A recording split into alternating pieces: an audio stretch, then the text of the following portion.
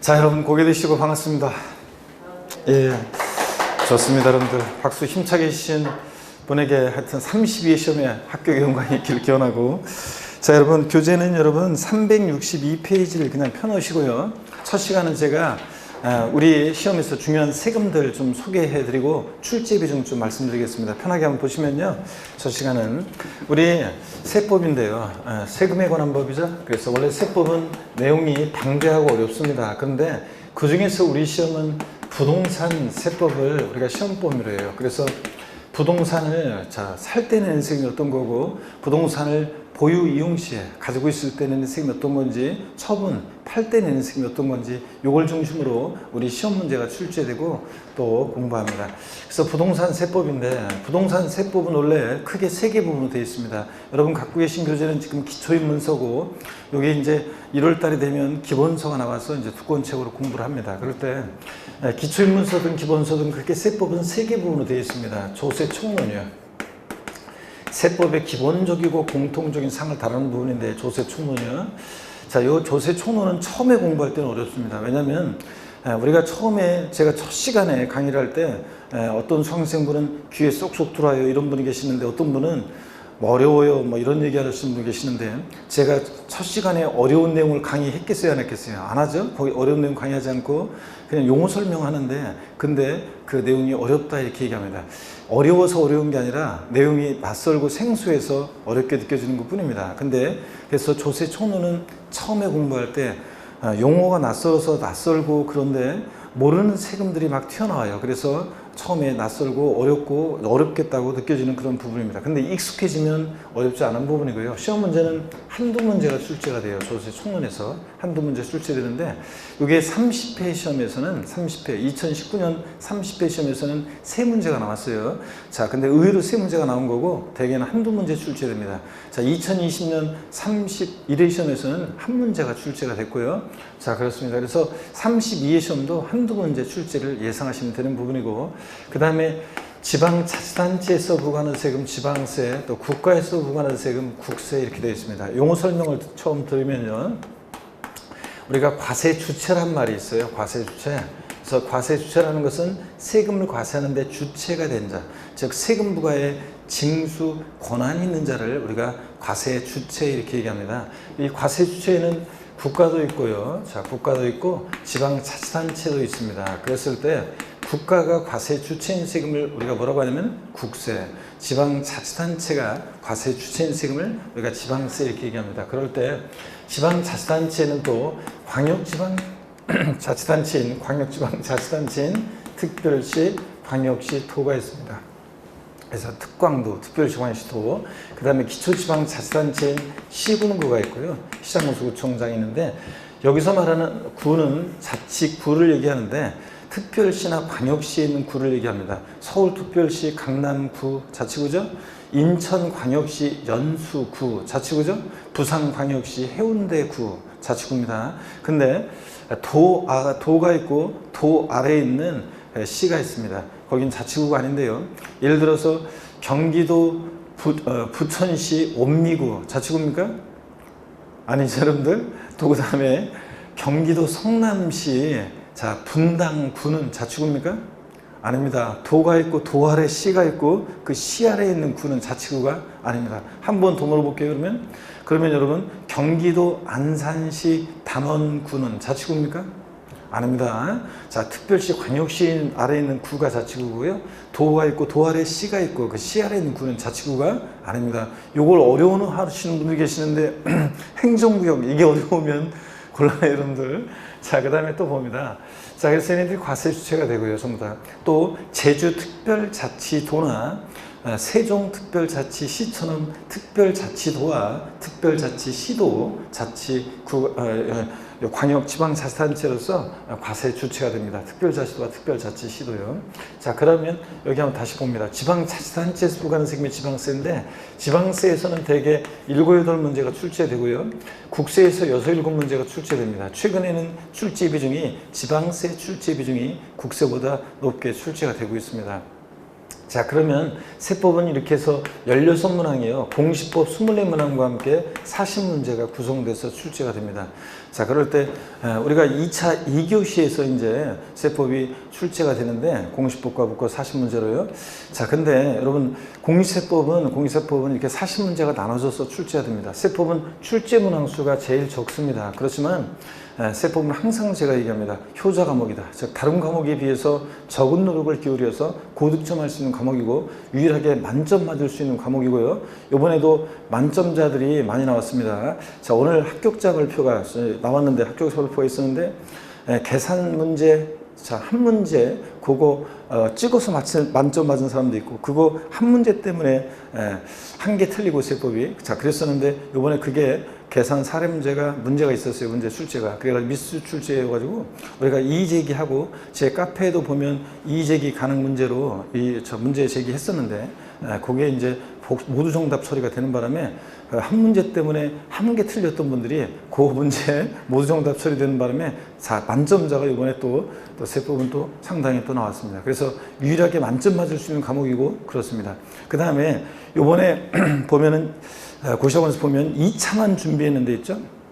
1차 시험 합격하고 죄송합니다. 1차 시험 합격하고 2차만 봤는데도 떨어지신 분들이 계세요. 몇 문제 부족해가지고.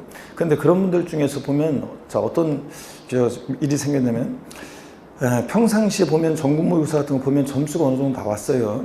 자 그러다 보니까 이제 이분들이 공법이 좀 부족하니까 막판에도 공법에 이제 집중을 해요. 부동산 공법이라고 거기에 집중을 하고 중개사법에서 이제 물론 이제 고득점 하고 이런 전략이었죠. 이제 공시세법은 60점에 맞추고 이런 전략이었는데 요번에 31회 시험은 중개사 공법은 어려웠는데 계속 어렵습니다. 공법은 앞으로도 계속 어려울 거고 32회 시험도 왜냐하면 35만 명 넘는 사람들이 시험에 응시를 하는데 시험 문제가 우리 절대평가잖아요. 자 조금만 쉽게 출제되면 5만 명, 10만 명 합격자가 나오고 그럼 되겠습니까 여러분? 자 그러니까 자 난이도를 2차 과목을 통해서 난이도를 조절하고 있습니다. 공법은 그래서 계속 어렵고 내년에도 어려울 것이고 중개사법에서 사람들이 공법을 40점대 깔았다 그럼 중개사법을 80점, 90점 맞고 이렇게 고득점 전략으로 해서 점수 보태서 합격하는 그런 전략이었고 그렇게 해왔습니다. 근데 이번에 31회 시험은 중개사법 과목이 되게 고득점자들이 많지 않았습니다. 그래서 대개 보면 평균적으로 그 합격 후기에 보면 60점대, 70점대들이 많았어요. 그러다 보니까 점수를 공법에 보태주긴 보태줬는데 두 개 합쳐가지고 이게 60점이 조금 부족하거나 이런 경우들이 많았습니다. 그래서 어디서 보태줬어야 되면 공시세법 과목에서 점수를 보태서 합격하시는 분들이 많았습니다. 그런데 공시세법을 소홀히 한 분들이 계셔요. 그래가지고 점수를 못 보태죠. 그래가지고 한 두 문제 뭐 이렇게 부족하고 이런 식으로 해서 떨어지신 분들이 이번에 상당히 있었습니다. 그래서 공시세법을 여러분들이 소홀히 하시면 안 된다는 거 강조드리고요. 하여튼 또 세법은 여러분 중개 실무에 나가시면 합격하신 후에 실무에 나가시면 고객들이 제일 많이 물어보고 궁금해하는 게 뭐예요? 세금과 관련한 거예요. 그래서 여러분들이 구체적인 세금 계산은 세무사 사무실에 넘기면 되겠지만 대략적인 어떤 컨설팅이나 절세에 관한 얘기라든가 대략적인 얘기들은 해주셔야 되는데 자 그랬을 때 제일 고객들이 필요로 하는 과목이고 여러분 살아가시면서도 인생에 있어서 세법을 많이 부동산 세법을 알고 있으면 두고두고 여러분 인생에 도움이 되는 그런 과목입니다. 알았죠 여러분들? 그러니까 즐거운 마음으로 여러분들이 세법을 공부하시면 되겠습니다. 자, 그 다음에 우리 시험에서 중요한 세금들을 제가 소개해 드리겠습니다. 제가 소개해 드리는데 그 전에 제가 항상 수강생분들을 처음 만나면 항상 하는 얘기가 있습니다. 첫 시간에 항상 하는 얘기는 세법은 제가 저와 함께 끝까지 함께 하시면 세법은 반드시 제가 실천해서 어떻게 문제가 나오든 구원해 드린다. 이렇게 구원의 약속을 드립니다. 자, 그런데 제가 여러분 32회 시험에서 세법은 반드시 구원해 드리겠습니다. 이렇게 하면서 얘기를 하거든요. 근데 처음에 그런 얘기를 하면 사람들이 그냥 구경만 하고 계세요. 이렇게 뭐 그러던가 말던가 뭐 이런 표정인데 자 그러면 안 되겠죠 여러분들? 그래서 구원을 받아야 되는데 제가 그래서 다시 이제 구원해 드리겠습니다 막 이런 식으로 하면 그제서야 눈치를 채고 박수를 막 칩니다. 자 근데 여기는 여전히 눈치를 못 채고 있고 여러분들은 그래서 막 박수를 치고 그러는데 여러분요 근데 구원을 받으려면 여러분 뭐가 있어야 됩니까? 구원을 받으려면 뭐가 있어야 돼? 믿음이 있어야죠, 여러분들. 믿음이. 그래서 구원을 해드리려고 하는데 믿음이 없는 분들이 꼭 계셔요. 그래서 중간에 공부하다 보면 잘 성과가 안 나오고 그럴 수도 있습니다. 그렇지만 그럴 때 여러분들이 어떻든 간에 제가 구원해 드린다는 믿음요, 그 믿음을 흔들리면 안 되고, 또 어떻든 간에 나중에 그 어느 정도만 돼 있으면 9시월 마무리 과정에서 탁 쏟아부어서 이제 9시월 과정에서 거의 합격 시켜 드리거든요. 근데 이제 이번 시험에도 보면 30일의 시험도 보면 9시월 마무리 자료에서 벗어난 것은 한 문제 정도밖에 없어요. 그래서 다 우리가 답을 골라낼 수 있거든요. 근데 그 9시월 마무리 자료를 보려면 일단 그 과정을 하기 위해서 이제 많은 날들을 우리가 겨울부터 공부하는 거예요, 여러분들. 그래서 그 과정들을 버텨내시면 되고, 또 본인에 대한 믿음이 있어야 돼요. 난 무조건 딱점으로 합격한다, 이런 믿음을 갖고, 찍어서라도 합격한다, 이런 믿음을 갖고 공부해야 되는데, 나중에 이제 초여름 되고 그러잖아요. 그러면 아유, 저는 올해는 안 될 것 같고 여러 가지 뭐 사정도 있고 그래서 내년에 아무래도 올해는 1차만 하고 내년에 2차 해야 될 것 같아요. 막 이런 분들이 막 나옵니다. 자, 그래서 제가 이제 또 어떤 분은 뭐 또 저 9월 달 갔는데 또 벌써 의기소침해져 가지고 시험 또 뭐 안 될 것 같다는 둥 뭐 이런 식으로 부정적으로 얘기합니다. 아주 꿀밤을 한 대 딱 때려주고 싶어요, 여러분들. 왜냐면 항상 여러분요, 시험은 막판 2달이거든요. 막판. 자, 그 2달에 공부를 하기 위해서 많은 날들 줄도 긋고 이렇게 하는 거예요. 그래서 막판에 역량을 자기가 할 수 있는 최선을 쏟아부으면 이 시험을 합격할 수 있습니다. 근데 벌써 흔들려가지고 안 될 것 같다는 둥 뭐 이런 얘기합니다. 자, 여러분 본인에 대한 믿음, 또 저에 대한 믿음을 갖고 공부하시면 반드시 중개사, 저희들에 대한 믿음 갖고 공부하고 본인에 대한 믿음을 갖고 공부하면 이 중개사 시험은 반드시 합격할 수 있습니다, 여러분들. 자, 그걸 당부드리고요. 그 다음에 제가 맨 마지막 강의 때 항상 또 드리는 말씀이 있습니다. 맨 마지막 강의 때 제가 항상 얘기해요. 여러분들이 어느 곳에서 시험을 보더라도 제가 함께 할 것이고, 제가 함께함을 느낄 것이고, 시험장에서 제 음성이 들릴 것이다, 이렇게 얘기합니다. 자, 그런데 여러분 뻥인 것 같죠? 많은 분들이 또 의심을 갖고 있는 분들이 계시는데, 그 합격 후기를 보면 많은 분들이, 이번에도 어떤 수강생 한 명이 진짜 그렇더라고요. 그런 얘기를 들을 때마다 자기는 믿지도 않았고 그냥 무슨 소리 하냐 이렇게 생각했는데, 진짜로 신기하게도 세법 문제를 푸는데 제 얼굴이 착 떠오르면서 마음이 편안해지고, 그 다음에 진짜 순간순간 제 음성이, 교수님 음성이 들려가지고 신기했어요. 그러면서 믿지도 않았는데 진짜 막 하면서 그렇게 간증하는 사람들이 있습니다. 여러분들 아셨죠? 그러니까 여러분들 그런 얘기를 하는데, 그게 제 음성이 들리는 게 왜 들리냐면, 그 뻥으로 하는 얘기가 아니라, 강의하면서 많은 그 내용들 속에서 농담처럼 얘기하지만 제가 코드를 계속 심어놓고, 그 다음에 연상기법, 또 스토리텔링 여러 가지 그런 것들을 통해서 계속 코드를 심어 놓습니다. 그렇기 때문에 그게 이제 저랑 같이 계속 트레이닝이 돼 있으면 찰나의 순간에 그게 반사적으로 떠오르게 돼 있습니다. 제 음성이 들리고. 아시겠습니까, 여러분? 그래서 여러분들 꾸준히 이번 30일의 시험도 보면 꾸준히 수업을 이렇게 들은 사람들은, 꾸준히 수업을 들은 사람들은 무난하게 그냥 고득점할 수 있는 그런 문제들이었습니다. 그래서 끝까지 함께하는 게 중요합니다. 자, 우리 시험에서 중요한 세금들을 제가 소개해 드리는데요. 제가 기초입문 과정에서는 항상 어떤 사람들의 스토리인데, 두 사람이 만나서 부동산을 매매합니다. 매매하는데, 우리가 흔히 매매한다 그러면 보면, 두 사람 매매한다 그러면 두 사람 만나서 계약금을 치르고, 중도금을 치르고, 또 그 다음에 잔금을 치르고요. 또 그 다음에 소유권 이전 등기하는 과정을 거치잖아요, 이렇게. 자, 그랬을 때 이 매수인을 스토리를 통해서 좀 소개하는데, 제가 매번 첫 입문 과정에서는 어떤 사람의 스토리를 통해서 소개하냐면 제 여자 동창, 여동 스토리를 통해서 소개합니다. 주요 우리 부동산 세금들을요. 여러분들도 그 어렸을 때 살았던 동네 어린 시절에 그 친구들 있잖아요. 저도 어린 시절에, 그러니까 전체 초등학교 그 밴드 그 동창들 말고 저 어렸을 때 살았던 동네에 친구들이 있습니다. 남녀, 여동, 남동 동창들이 있는데, 그 남자 동창들은 20살 이후에도 얼굴들을 좀씩 보고 뭐 그랬었어요. 그런데 본 친구들이 있는데, 그 여동들은 그 한 20살 이후로는 뭐 거의 보질 못했습니다. 근데 처음으로 그 밴드 같은 거 만들어질 때 한 친구가 주동이 돼가지고 연락이 흩어졌던 친구들 아름아름 어떻게 해가지고 수소문 해가지고 처음으로 저희가 모임을 이제 다시 결성하게 됐습니다. 그래서 처음 모임 만나는 장소에 가는데, 음식점에 가는데요. 그 진짜 어린 시절의 그 유년의 추억들이 막 스쳐 지나가면서 가슴이 막 설레이는데요. 제가 처음 강의할 때 마이크 잡으면서 여기 교단에 올라올 때 그때 그 설레임처럼요. 그 설레임처럼 진짜 막 설레이고 좋았어요. 그런데 어떤 약속장 음식점에 갔는데 사람들이 막 바글바글해요. 그래서 못 찾고 제가 이렇게 두리번거리는데 어떤 아줌마가 오더니 있죠? 제 손을 덥석 잡으면서 반갑다 친구야 그러는데 얼굴 딱 보니까 있죠?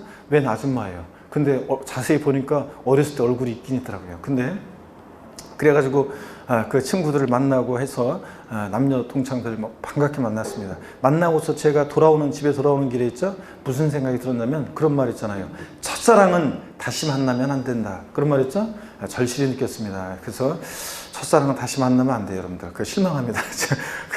하여튼 풋풋했던 친구들이 아줌마들이 돼가지고 하여튼 그런데 제가 꼭 보고 싶었던 여동이 있었는데 그 친구는 나오지 않았고 지금도 나오지 않고 있습니다. 근데 그 여동 친구의 소식은 제가 틈틈이 이렇게 이제 그 예전부터 이제 동네 가면 틈틈이 이제 들었었는데 얘가 20살 무렵에 사고를 쳐가지고 애를 낳았어요. 그래서 애를 낳고 그러니까 고생 많이 했잖아요. 그 고생 하는데 그러다가 이제 그 남편이 동대문 쪽에 의료 관련한 일을 내는데 좀씩 어떻게 해가지고 거기서 돈을 벌기 시작했대요. 그래서 처음으로요 집을 하나 삽니다. 근데 이 남편이 나를 잘못 만나가지고 우리가 어린 시절에 사고 쳐가지고 고생 했으니까 이 집은 이제 네 명의로 해라. 그래서 을려 명의로요 갑이라는 사람은 또 부동산을 사요. 계약금, 중도금, 잔금을 치렀어요. 근데 소유권 이전 등기는 아직 안 됐어요. 자, 그러더라도 을은 이 부동산을 갑으로부터요 사실상 취득했다 이렇게 봐요. 사실상 취득했다. 그래가지고 사실상 취득했다고 봐가지고 이 취득자에게 부과하는 세금이 있습니다. 만약에 이 부동산이 5억짜리 부동산이다. 그럼 네가 5억짜리 부동산을 취득할 만큼 조세를 부담할 수 있는 능력이 있겠구나. 그래서 취득자의 조세 부담 능력을 보고 부과하는 세금이 있습니다. 어떤 세금이요? 취득세입니다, 여러분.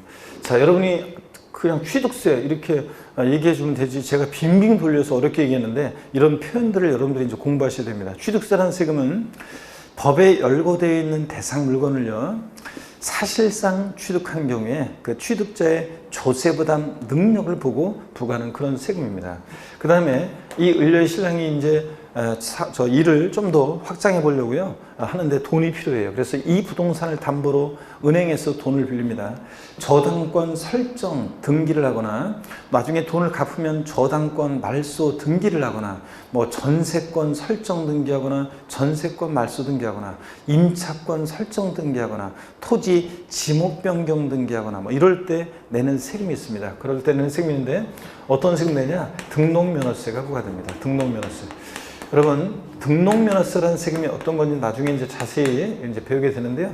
등록면허세라는 세금이 부과됩니다.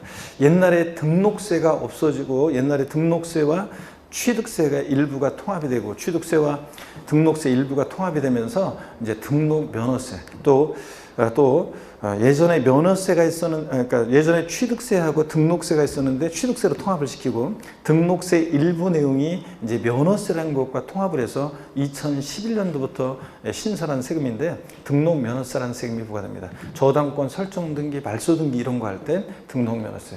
또요, 얘 보세요.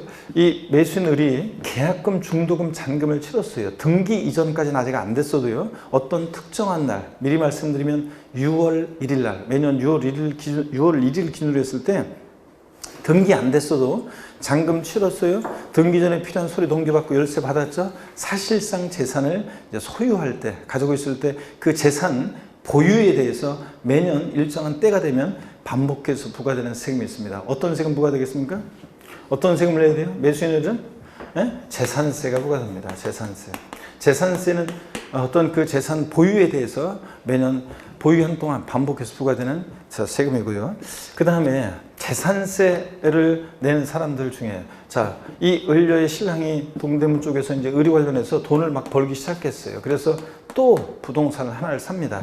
그런데 또 집 하나를 사는데 또 이번에도 을려 명의로 합니다. 그래서 부부도 따로따로 개인별로 했어요. 개인별로 전국에 있는 주택이면 주택 가격을 합쳐봅니다. 토지면 토지 가격을 합쳐봅니다. 그랬더니 법에서 정해진 일정 기준 금액을 초과해서 보유할 때 그 고액의 부동산 보유자에게 부과하는 세금이 있습니다. 어떤 세금 내겠습니까?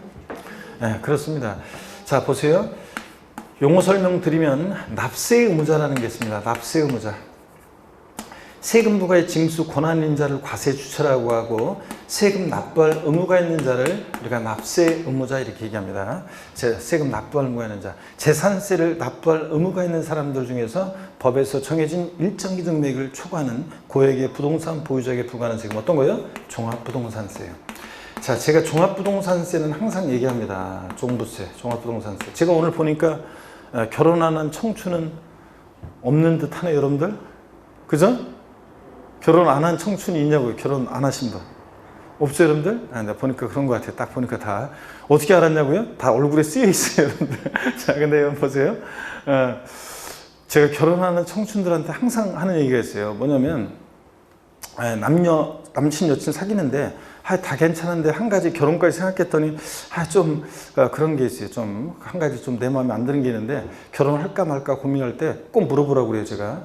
자, 오빠네 집은 종합부동산세네? 아니면 야 니네 집은 종합부동산세냐? 이렇게 꼭 물어보라고 합니다. 그래서 만약에 갔다 오더니 야 우리 집 종합부동산세 낸다는데 오빠 나랑 결혼해 바로 얘기하고 갔다 오더니 자 오빠 우리 집 종부세 낸대. 자 그러면은 야 나랑 결혼해 줄래? 바로 그냥 쳐오너라 이렇게 얘기합니다. 왜냐하면 지금 요새 뭐 부동산 가격이 막 쓸데없이 많이 올라가지고 종부세 대상자가 많이 늘었습니다. 뭐 30몇만 명이었다가 60몇만 명 가까이 막 늘고 그랬는데 그래도 인구 전체로 따지면 뭐 3%도 안 됩니다, 여러분들. 얼마 안 돼요.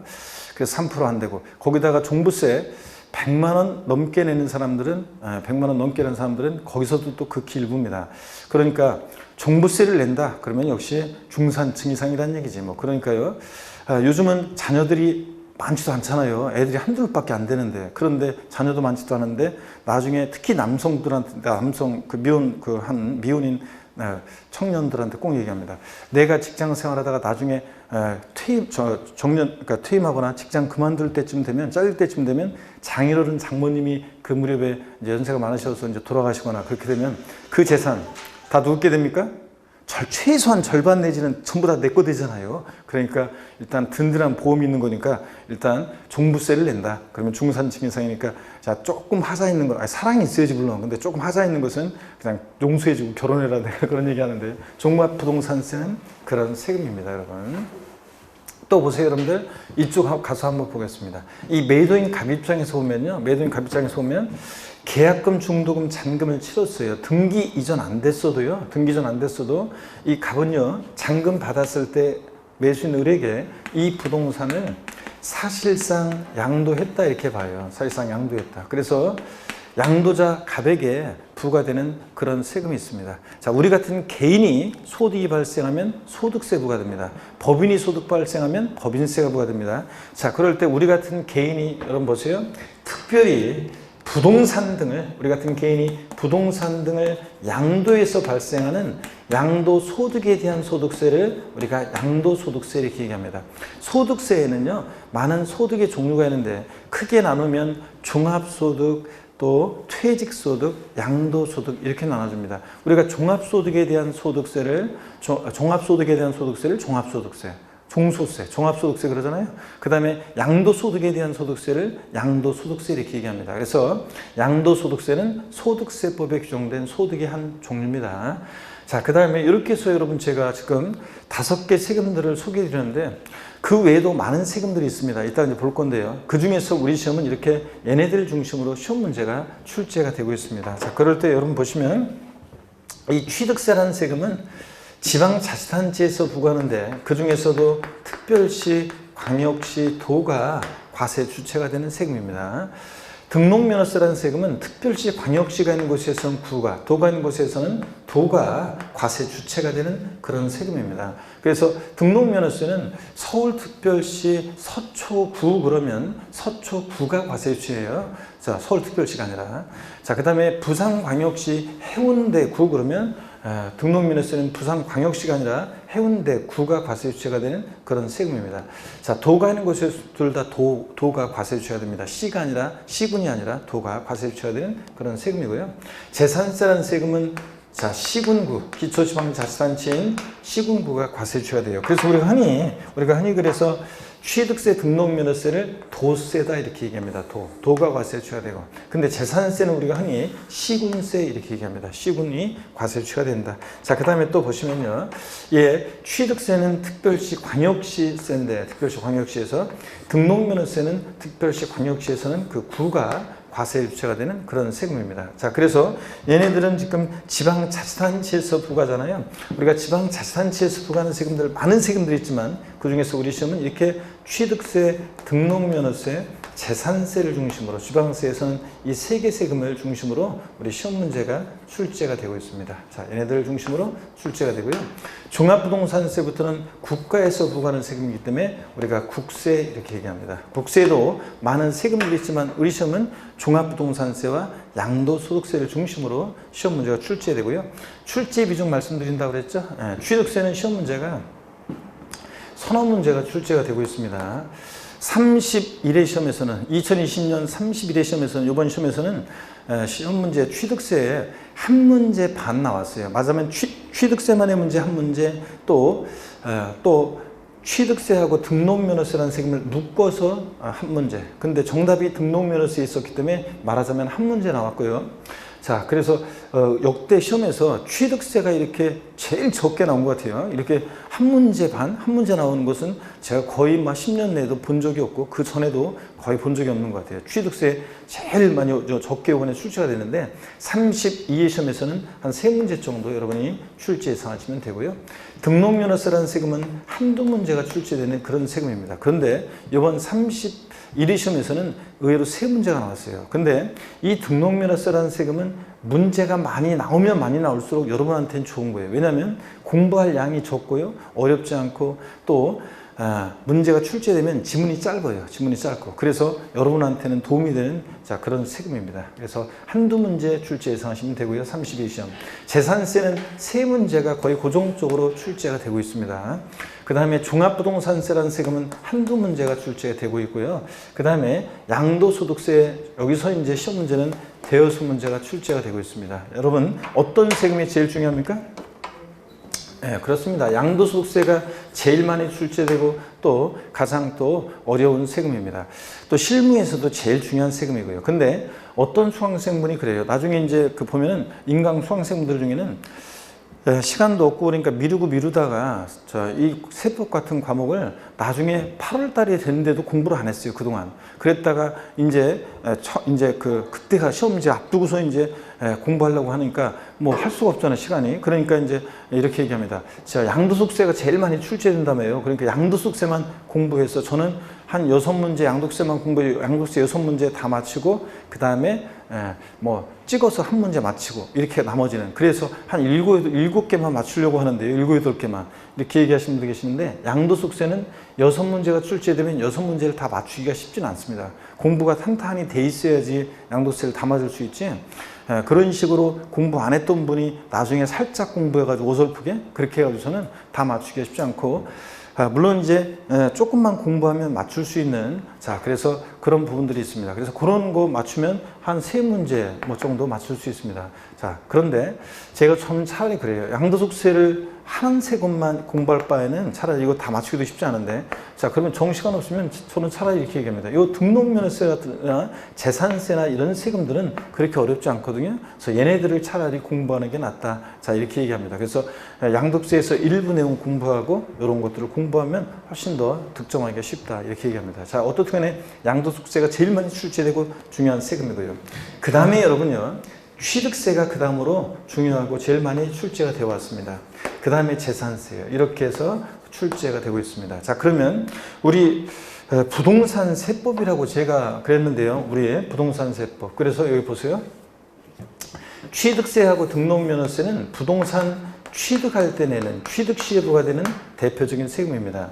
재산세하고 종합부동산세는 부동산 보유 시에 부과되는 대표적인 그런 세금입니다. 부동산 보유시부가 되는 대표적인 재산세, 지방세, 부동산 보유시부가 되는 대표적인 국세, 종합부동산세요. 자, 그 다음에 양도시부가 되는 양도소득세요. 얘네들을 중심으로 우리 시험 문제가 출제됩니다. 그래서 우리는 부동산 세법입니다. 부동산 취득시부가 되는 어떤 거? 취득세, 등록면허세. 보유시부가 되는 재산세, 종합부동산세. 팔 때 내는 양도소득세를 중심으로 우리 시험 문제가 출제되고 공부를 합니다. 자, 그래서 여기 외에 5개 얘네들 세금 외에 나머지 세금들은 자주 출제가 되지 않거나 아니면 몇몇 특징만 알고 있으면 되거나 아니면 전혀 시험과 관계없는 그런 세금들입니다. 그래서 얘네들 중심으로 우리 시험 문제 출제되고 공부합니다. 자, 여러분 362페이지 교재를 펴놓으시고요. 362페이지 펴놓으시고 보시면 우리 조세 총론이요. 조세 총론. 자, 처음으로 공부하는데 조세 총론을 아까 말씀드렸어요. 세법의 기본적이고 공통적인 상을 다루는 부분입니다. 자, 고기 한번 드시고 여러분들 스트레칭을 한번 가끔씩 세법 시간에 이제 스트레칭 할 건데 목 운동부터 이렇게 합니다, 여러분들. 목 운동부터. 자, 목 운동부터 반대로 돌리시고요. 자, 그 다음에 허리도 좌로, 우로 돌립니다, 여러분들. 자. 그 다음에 기지개도 한번 화끈하게 제끼시고 여러분들. 좋습니다, 여러분들. 어깨도 돌리시고.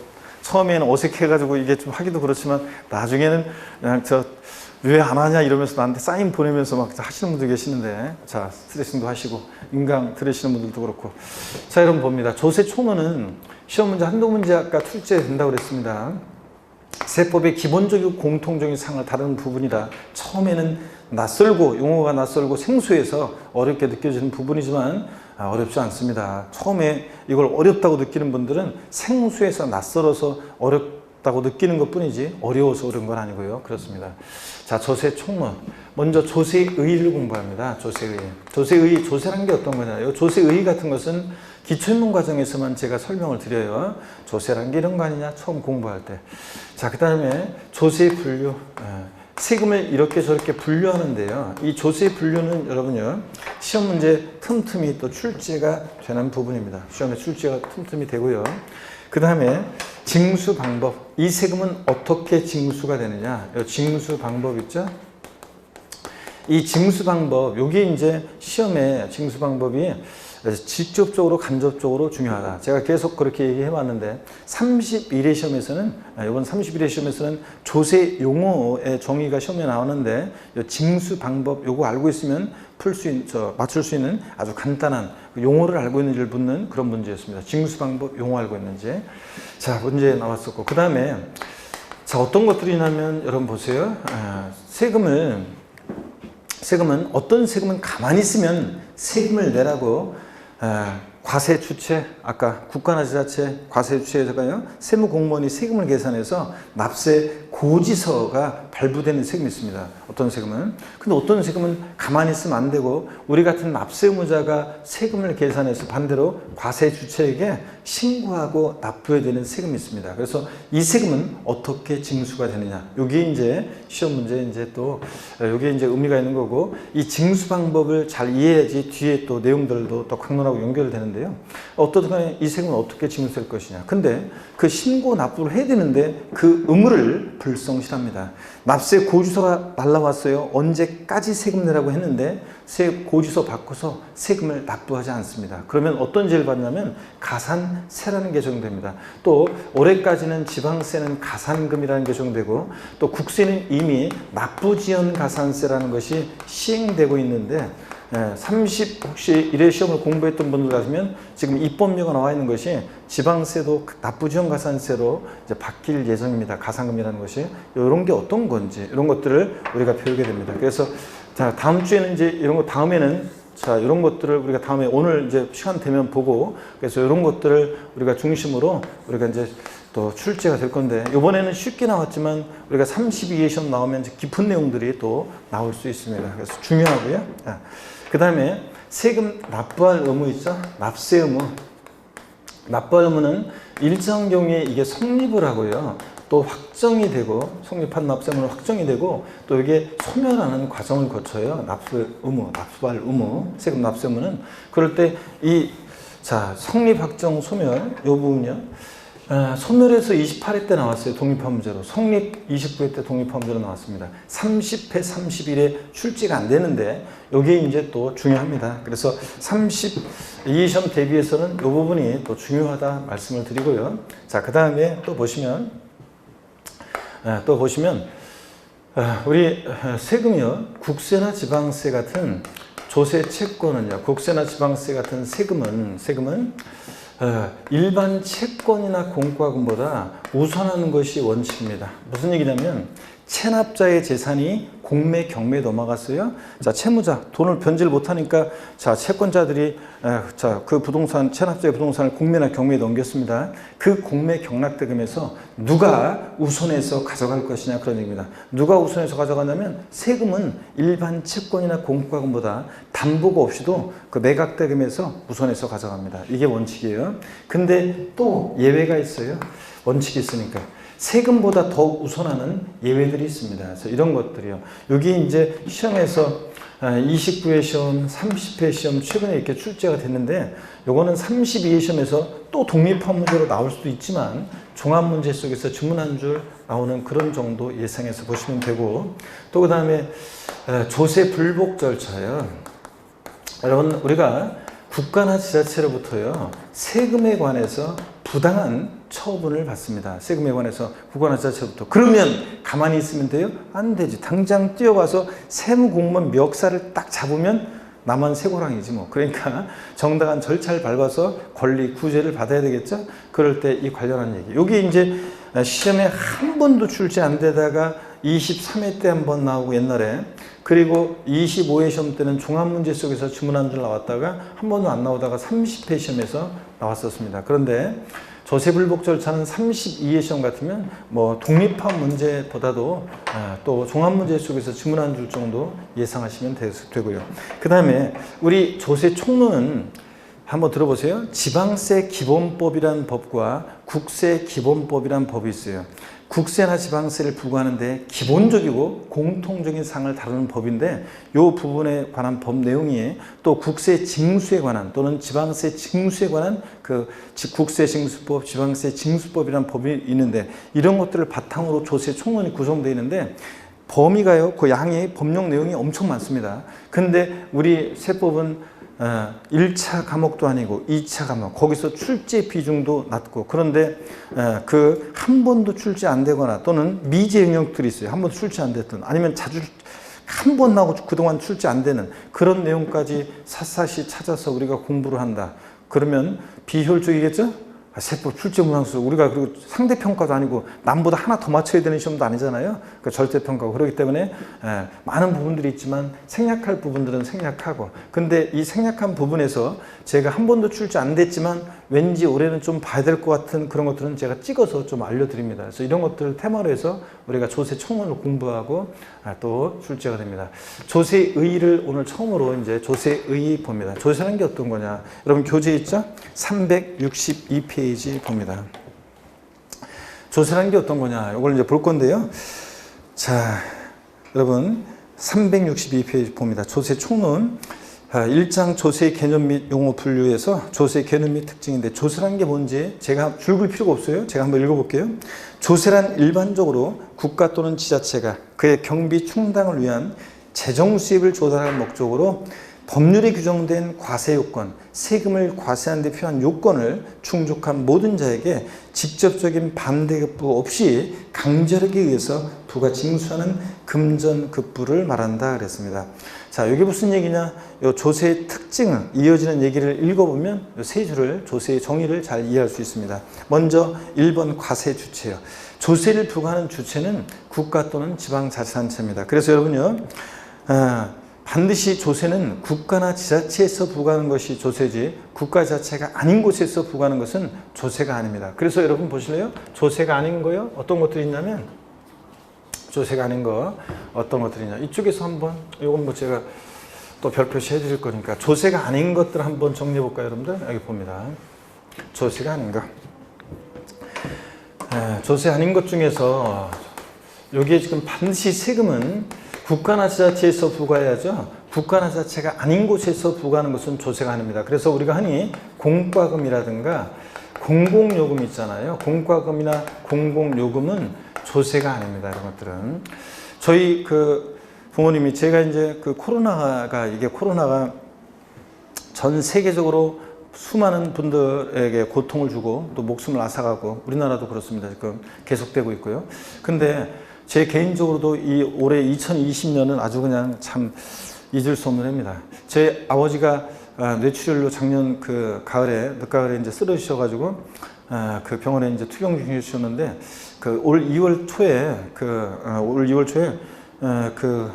코로나 있죠. 이 코로나 때문에 마지막에 계속 저희들이 이제 계속 자식들이 계속 병원을 이제 돌보고 갔었는데 일주일을 코로나 저기 때문에 못 오겠어요. 그래 면회를 금지시켜가지고 못 오는 그 사이에 아버지 쓸쓸하게 돌아가셨어요. 그래서 임종도 못 지키고 그래가지고 제가 지금도 생각하면 지금도 그냥 아주 그냥 자다가도 그냥 열받아가지고 지금도 잠이 안 올 정도로 그렇습니다. 근데 엄마가 이제 혼자 계시고요.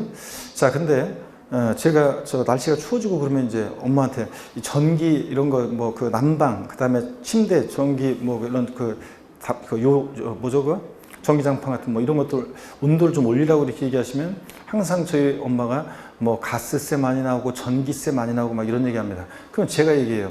명색이 그래도 제가 세법을 강의하는데 막내 아들이 엄마 아니 이런 거는 세금이 아니에요 엄마. 왜냐면 세금은 반드시 국가나 지자체에서 부과해야 되는데 국가나 지자체가 아닌 곳에서 부과하는 것은 조세가 아니기 때문에 세금이 아니기 때문에 공과금, 공공요금은 그러니까 전기요금, 수도요금, 가스요금 이렇게 얘기해야지 전기세, 수도세, 가스세 이런 것은 잘못된 표현이다 이렇게 얘기하면 엄마가 알았다고 하고서 또 조금만 들으면 전기세, 수도세 바로 이렇게 얘기합니다.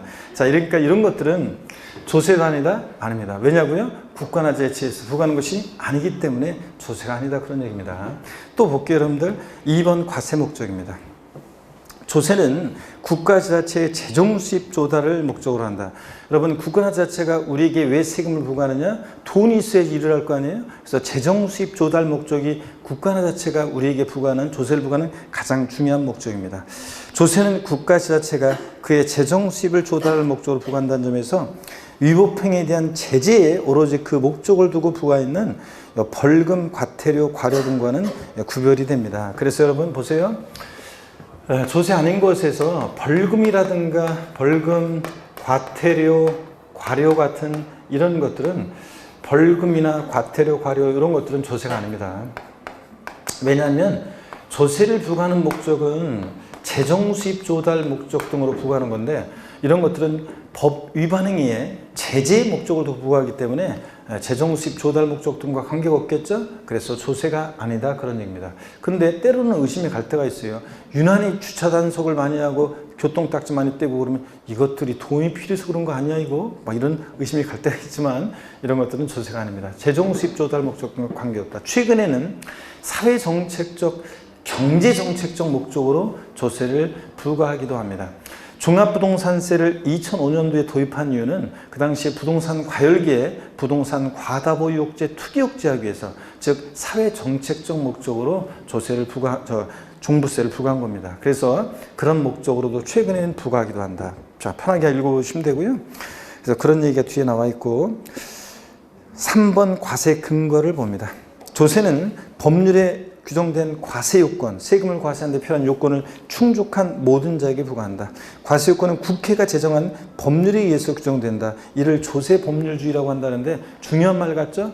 우리 시험에서는 상관없어요. 이런 건 교양입니다. 조세에 관한 사항은 국민들의 주머니를 여는 일이니까 중요하잖아요. 그러니까 반드시 국민의 동의를 받아야 되는데 우리가 민주주의 시대니까 국회 동의를 받아서 즉 국회 제정한 법률에 의해서만 세금을 부과할 수 있다. 이게 조세 법률주의입니다. 한번 그렇구나 하고 지나가면 되고요. 용어에 과세 요건이 나오는데요. 세금을 과세하는 데 필요한 요건인데 학자들이 법률에 과세 요건이 4가지가 규정되어 있으면 시험에 나오는데 한 번도 나온 적이 없습니다. 왜냐고요? 학자들이 얘기하는 거라 그래요. 그래서 과세 요건은 그냥 읽어보는 거예요. 자, 그래서 과세 요건 납세무의 용어 한번 읽어볼게요.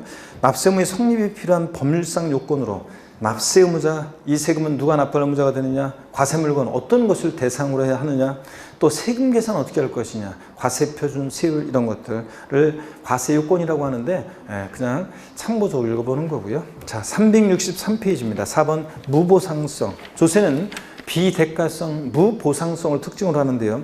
조세를 납부하는 경우에 납부한 조세와 비례하는 직접적인 보상이 없다.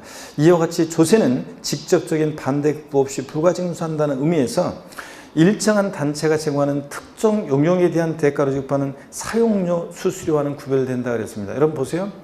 세금은 비대가성, 무보상성을 특징으로 한다고 하는데 무슨 얘기냐? 여러분이 살고 계신 시군구에 재산세 고지서가 날라와요. 재산세를 냅니다. 세금을 냄과 동시에 여러분 살고 계신 시장군수구청장한테 비누 한 장, 수건 한 장 받은 적 있어요? 없어요? 없잖아요. 고맙다는 말 한번 들어본 적 없죠? 세금은 냄과 동시에 직접적인 개별적인 반대급부가 없어요. 다만 간접적으로 도로 만들어주고 공원 만들어주고 이렇게 간접적인 반대급부는 있지만 직접적인 반대급부는 있다 없다? 없습니다. 자, 이게 특징입니다. 그래서 사용료나 수수료와는 구별이 됩니다. 사용료라는 것은 돈을 내면 반드시 사용하게 해주잖아요. 직접적인 대관계가 있잖아요. 또 수수료. 자, 수수료를 내면 특정 용역을 대행해 주잖아요. 그러니까 이런 것들은 직접적인 개별적인 반대급부가 있어요, 없어요? 있습니다. 그러니까 조세가 아닙니다. 조세는 직접적인 개별적인 반대급부가 없다는 것이 특징입니다. 그 다음에 요까지는 이제 교양이었습니다. 그래서 자, 조세 의의하고 1번부터 4번까지 조세 특징은 이제 앞으로는 제가 읽지 않습니다. 오늘이 처음이자 마지막이었고요. 조세란 게 이런 거 아니냐, 처음에. 자, 이렇게 소개한 것 뿐이고 시험에는 안 나와요. 그냥 자, 참고적으로 보는 거고요. 5번 납부 방법 있죠? 납부 이행의 방법. 요거는 이제 시험에 의미가 있습니다. 그래서 요것만 제가 소개를 해 드리겠습니다. 여러분 여기 봅니다. 우리가 세금 납부 이행 방법에 관한 건데요. 보세요. 세금 납부 이행의 방법이요. 세금 납부는 어떻게 이행하느냐? 그러면 이 납부 이행의 방법. 원칙적으로 세금 납부는요. 화폐경제 시대니까 금전 납부가 원칙이에요. 금전으로 납부하는 것이 원칙입니다. 당연히 그렇죠. 예를 들어서 돼지 키우는 사람이 있죠. 취득세 500만 원 낼 게 있는데 자기가 키우는 돼지 중에서 큰 애들, 튼실한 애들 5마리 끌고 와가지고 광명시청 마당에다 풀어놓고서 세무공무원 나오라고 그래가지고 얘네들 마리당 시세가 110만 원 정도 되니까 요새 시세가 50만 원 거슬러 주세요. 그럼 되겠어요, 여러분들? 안 되죠. 그래서 금전 납부 원칙입니다. 또 세금은 일시불 납부, 한 번에 내는 게 원칙이에요. 근데 예외적으로 금전 납부 원칙의 예로서 물건으로도 납부할 수 있고요. 일시불 납부 원칙의 예로서 분할 납부, 나눠 낼 수도 있습니다. 자, 그래서 물납과 분할 납부는 원칙적이 아니라 뭐예요? 예외적으로만 허용이 되고 있다. 근데 이 물납과 분할 납부는 아무 세금이나 되는 게 아니에요. 물납과 분할 납부가 허용되는 세금이 법에 정해져 있고 일정한 요건과 절차에 따라서만 할 수 있습니다. 그럴 때 이 물납이요 허용되는 세금들이 있습니다. 자, 볼게요. 지방세에서는 물납은 자 봅니다. 지방세에서는 물납은 어떤 세금이 허용되냐면 재산세만 허용돼요. 다른 세금은 안 돼요. 아무리 꼬셔도 먹으면 안 됩니다. 물납이라는 것은 지방세에서 물건으로 납부할 수 있는 물납은 뭐만? 재산세만 허용돼요. 다른 건 안 돼요. 재산세만. 그 다음에 국세에서는 물납은 상속세만 허용이 됩니다. 다른 세금은 국세 안 돼요. 상속세는 국세인데 국세에서는 상속세만 허용됩니다. 자, 그러면요. 또 분할 납부를 한번 보겠습니다. 분할 납부는 지방세에서 역시 재산세가 허용이 되고요. 재산세 허용이 되고요. 자, 그 다음에 국세에서는 분할 납부 어떤 게 허용되느냐 그러면 국세에서는 먼저요. 종합부동산세 허용이 됩니다. 종합부동산세, 줄여서 종부세, 그리고 양도소득세. 여기 칸이 좀 잘려가지고 일로 오겠습니다. 종합부동산세, 양도소득세. 또 그 다음에 상속세, 또 그 다음에 증여세, 또 법인세, 법인의 소득에 부과되는 법인세. 자, 이런 것들이 등등이 허용이 되고 있습니다. 분할 납부가. 자, 그러면 잘 한번 봐주세요. 허용되는 세금들. 자, 그러면 저쪽에 가서 제가 다시요. 자, 우리 시험에서 중요한 세금들, 얘네들 출제 비중 말씀드렸는데, 얘네들을 가지고서 다시 한번 이쪽에 그럼 소개를 해드릴게요. 저 표를, 저 내용을 한번 눈에 잘 담고 계세요? 그럼 여기 한번 보겠습니다. 자, 여러분 보시면 우리 시험에서 중요한 세금들을 중심으로 물납과 분할납부 허용 여부 요걸 보고 오늘 또 쉬도록 하겠습니다. 첫 시간. 자, 여기 보세요. 먼저 물납과 분할납부 주요 세금들로 살펴봅니다. 만약에 물납이요. 자, 허용이 되면 O 아니면 X를 외치면서 체크합니다. 자, 취득세는 여러분 보세요. 큰 소리 한번 외쳐보세요. 취득세는 물납 허용되면 O 아니면 X입니다. 물납 O, X예요. 취득세 물납 O에 X예요. X입니다. 등록면허세, 자, 물납 허용되면 O 아니면 X예요. X입니다.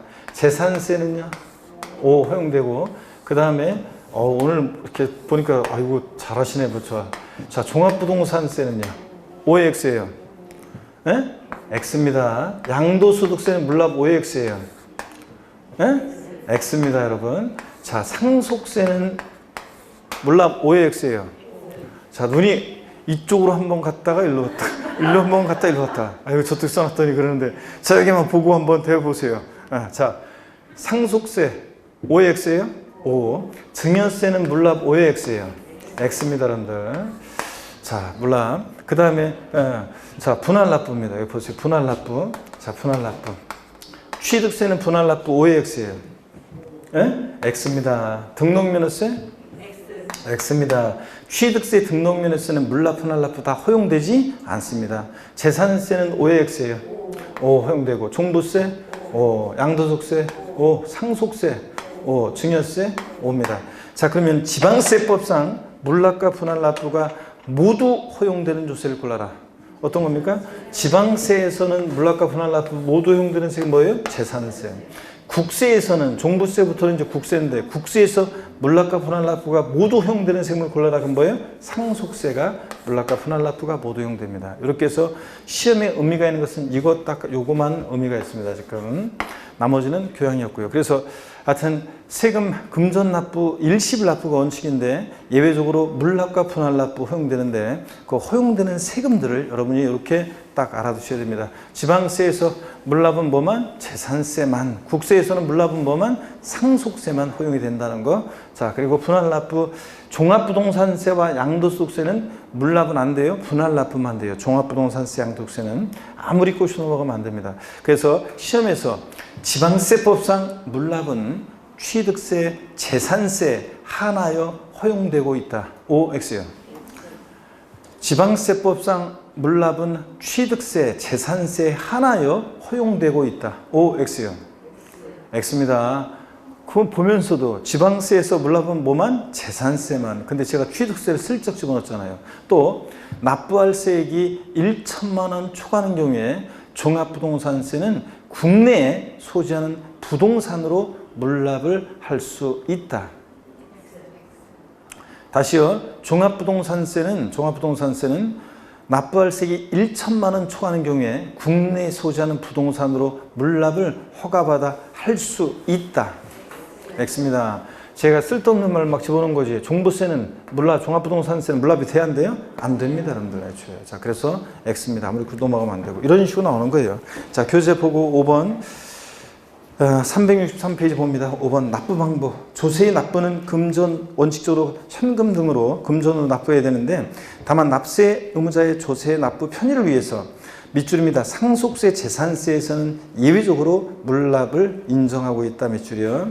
자, 그 다음에 물납이 인정되는 조세. 그래서 물납이 인정되는 조세는 상속 증여세 및 재산세가 있다는데 증여세 안 되고 사실은 물납은 상속세만 돼요. 거기.